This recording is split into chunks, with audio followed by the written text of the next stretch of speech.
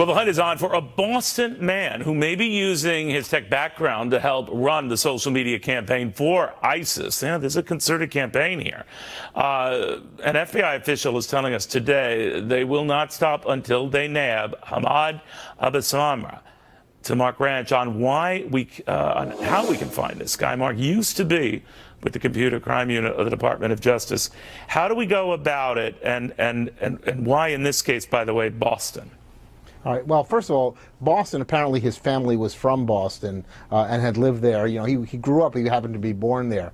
But there so this is not areas, like tying it in with the Sarnea brothers and the Boston attacks, right? No, and of course he went to colleges and right. universities in Boston, partly because that's where he's from, and partly for the same reason lots of people go to college in Boston. It's a great city to go to college in.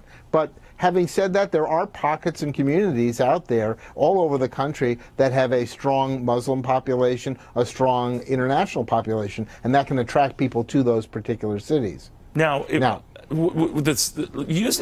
expertise in cybercrime and all that, how do you, I think part of the problem here is following this network, following the money, and following the campaign to spend it. Yep. But what do we know about that?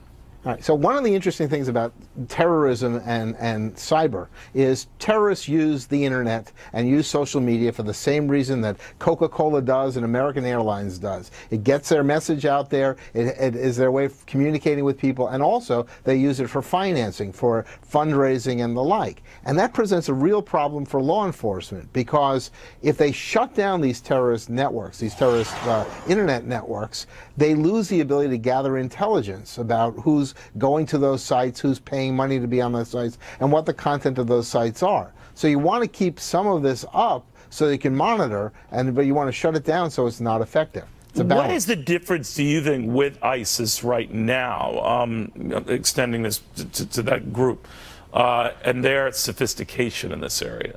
Right. So what ISIS has is a couple of things. First of all, they hire or get followers who are technically sophisticated, so they can not only maintain websites up and running, but also secure them, provide the kind of security and anonymity to be able to access them using things like a Tor router. Tor is called the Onion router. It's a way to access a network site by going through 5, 6, 10, 20 different sites to obscure where you are. So they want to have technical skills, and for that you need money and need to be able to hire people.